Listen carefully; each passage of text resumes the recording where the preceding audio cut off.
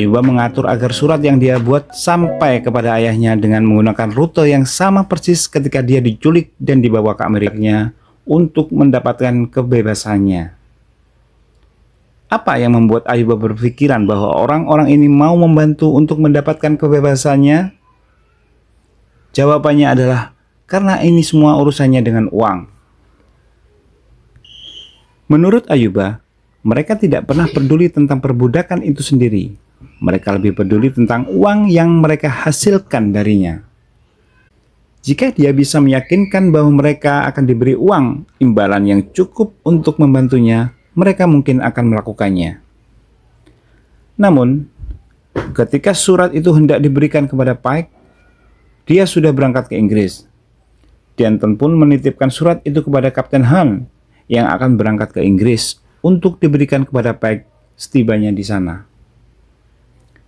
Sayang sekali, ketika surat sampai di London, Kapten Pike sekali lagi dan seorang dermawan.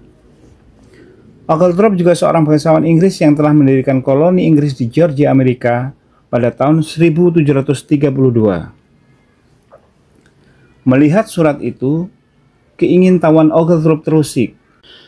Dia lalu meneruskan surat itu ke Universitas Oxford untuk diterjemahkan oleh John Gagnier, seorang orientalis asal Prancis yang menjadi profesor bahasa Ibrani dan Arab di kampus tersebut. Saat membaca terjemahannya, Oglethorpe memutuskan untuk membebaskan Ayuba dari Tolstoy. Tidak ada baiknya seorang muslim hidup di negara Kristen. Itulah salah satu kutipan kalimat Ayuba dalam suratnya. Selain itu, dia juga meminta agar diumumkan kepada orang-orang Bundu bahwa dia masih hidup. Dia memohon kepada penguasa negara dan keluarganya untuk memastikan bahwa kedua istrinya tidak menikah lagi.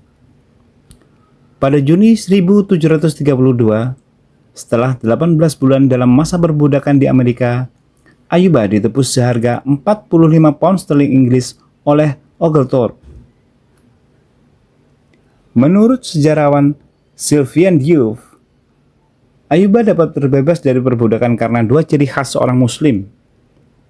Pertama, fakta bahwa dia telah menampilkan diri sebagai seorang muslim ketika dibawa keluar dari penjara memberi kesan pada orang-orang yang mencoba mencari tahu siapa dirinya. Kedua, sebagai seorang muslim, Ayuba terpelajar dan dapat menggunakan pemahamannya serta analisisnya yang tidak dimiliki oleh pada umumnya budak-budak Afrika lain. Sebagaimana ditekankan oleh beberapa penulis Eropa, ketika seorang Afrika menulis dalam bahasa Arab seperti Al-Quran, maka kedudukannya hampir mirip dengan orang Eropa yang mampu menulis dalam bahasa Latin. Ada nilai lebih di sana. Namun, sementara orang Eropa tidak secara rutin menulis korespondensi mereka dalam bahasa Latin, lain halnya dengan Muslim Afrika Barat yang memang menulis dalam bahasa Arab, bahkan bagi mereka yang diperbudak jauh dari tanah kelahiran mereka. Kembali ke kisah Ayuba Sulaiman Diallo. Dia akhirnya berlayar dari Maryland, Amerika menuju London, Inggris, setelah ditebus oleh James Oglethorpe. Selama perjalanan dan sesampainya di London, orang-orang di sekitar Ayuba dapat melihat dengan jelas bahwa dia sangat terdidik dan taat terhadap agamanya. Awak kapal mencatat, Ayuba terus menolak wine dan tidak mau memakan daging yang disediakan kepadanya, kecuali daging itu disembelih sesuai hukum Islam. Dia juga terus melaksanakan sholat 5 waktu selama berada di atas kapal.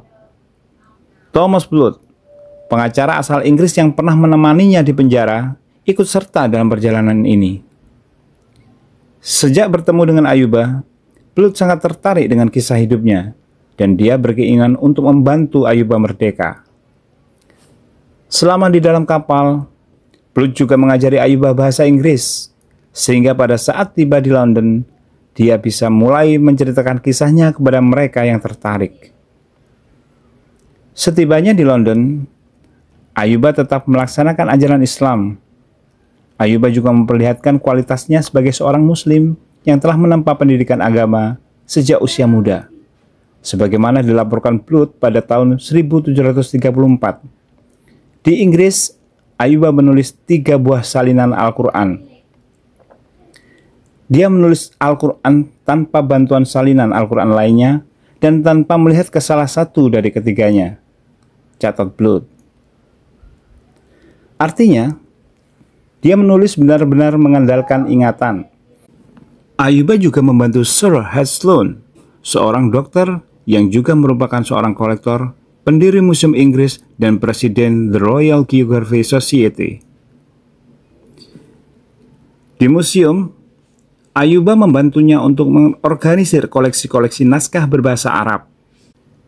Ayuba yang sudah bisa berbahasa Inggris juga diminta membantu menerjemahkan bahasa Arab ke dalam bahasa Inggris. Singkat cerita, di Inggris Ayuba menjadi benar-benar terkenal setelah orang-orang membaca kisah hidupnya. Ayuba adalah seorang selebritas alamiah dengan segala yang dimilikinya, sehingga menjadikan buku tentang kisah hidupnya sebagai buku terlaris pada abad ke-18.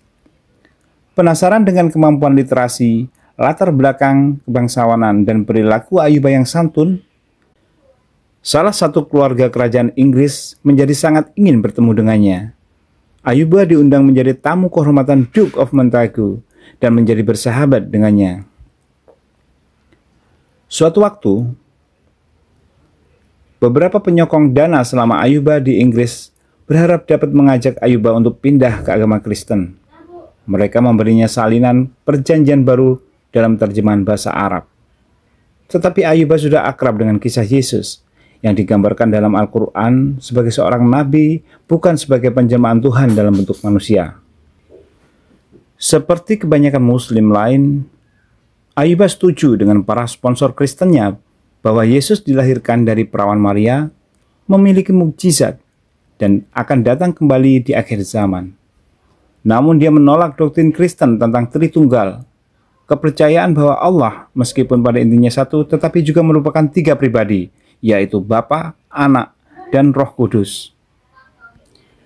Ayuba sangat kritis, paling tidak menurut Blood, yang merupakan seorang pendeta Anglikan, terhadap tradisi penyembahan berhala Katolik Roma, yang mana sebelumnya pernah dia amati di suatu kota di Afrika Barat.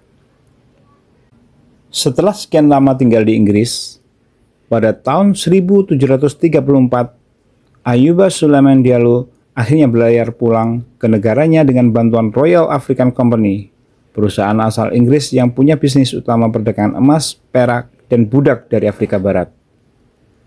Sebelum kepulangannya, para kolonialis Royal African Company meminta Ayuba bekerja untuk mereka. Mereka berharap koneksi Ayuba di Afrika Barat dapat membantu dalam membangun hubungan yang lebih kuat untuk perdagangan di wilayah Senegal, khususnya perdagangan gading, getah pohon karet, dan emas. Ayuba menapakkan kakinya dengan selamat di Afrika pada 8 Agustus 1734 di Fort James, Gambia. Dari sana, dia memulai perjalanan kembali ke kota asalnya di Bundu, Senegal, ditemani Francis Moore, seorang Inggris, petugas Royal African Company. Sebelum sampai di rumah, dia mengirimkan kurir untuk menyampaikan pesan bahwa dia sudah berada di Afrika. Ketika kurir itu kembali, Ayuba menerima berita menyedihkan yang mengatakan bahwa ayahnya telah meninggal pada saat dia masih di Inggris. Dan Bundu kini telah hancur lebur karena perang mengerikan yang bahkan tidak menyisakan seekor sapi pun. Mendengar berita ini, Ayuba menangis sedih.